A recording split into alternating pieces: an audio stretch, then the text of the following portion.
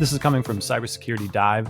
Scatter Spider poses serious risk to several hundred major companies. A new report shows that a select group of large companies use technologies that the hacker group often targets.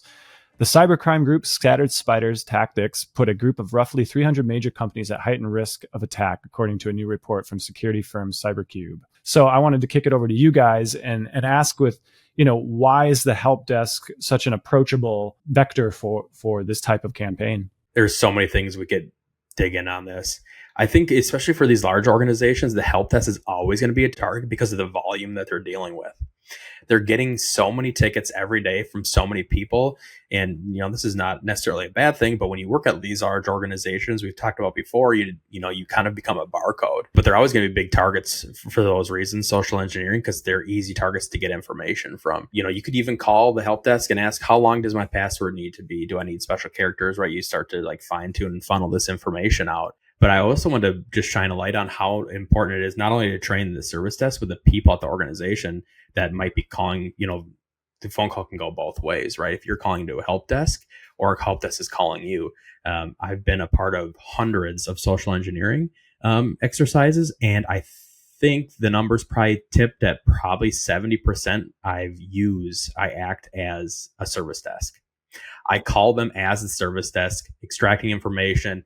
Hey, we're upgrading to Windows 11, whatever your pretext is. And we also see that your password hasn't been updated in over 90 days. We're having an issue there. Whatever you decide, these are things that are happening that you need to train your people in your organization that, if that's really the case, you don't need to answer that information. You could, hey, let's hang up. I'll call you back. I'm going to call my service desk. And who answers it, I'm going to verify this information. The training goes both ways. Here, they're mainly targeting actual service desks to get information. But to my point, it goes both ways. We need to train the service desk, but train our individuals that are going to either receive a call from a service desk or calling into a service desk. The other thing I think that Scattered Spider does is the MFA fatigue, where they just keep hitting that prompt. And then on your phone, you get the notification of accept or decline from the MFA prompt. And normally that would be a red flag where you get that notification. And if you didn't request to log in somewhere, then there's something fraudulent happening. Somebody has your creds and is trying to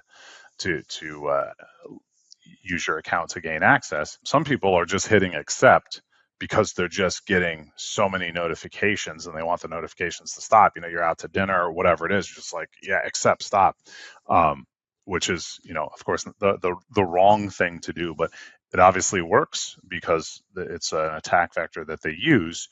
And the modern authentication with MFA, you've probably seen it, where it asks you to input a number. So you get sent a number and you have to put the number in, and that the purpose of that was to stop the MFA fatigue.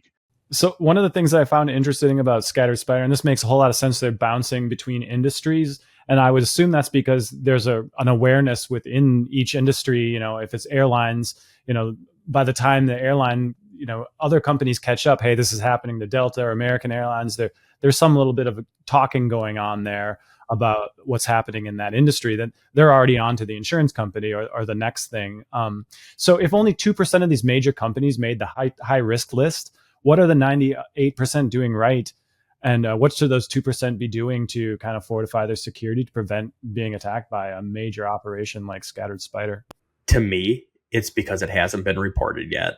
The problem's on the way. It's banging up against the doorstep right now. The problem is we're always so reactive and defensive. We need to be offensive. We need to get out in front of these problems, start talking, and we've talked about it many episodes ago about getting your security team, getting your IT team out of that back room, educating the staff, walking around the facility. Let's say you work at a manufacturing plant, pick a day of the week and have one of your guys walking around talking to people. They should know who the IT people are so they can go talk to them about these issues. There's so many different ways we could solve these problems besides just sending out a newsletter, which is great. We do highly recommend using tactics like that, but don't just have one of your guys. Send your most junior service desk guy out there. start shaking hands, educating people on things that they're seeing around the industry. Because a lot of people are generally interested, right? Because they see this at home. They want to know and understand.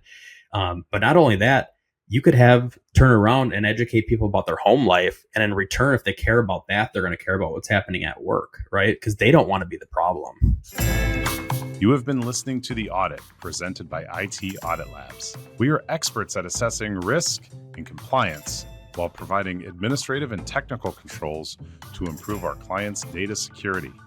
Our threat assessments find the soft spots before the bad guys do, identifying likelihood and impact, while our security control assessments rank the level of maturity relative to the size of your organization.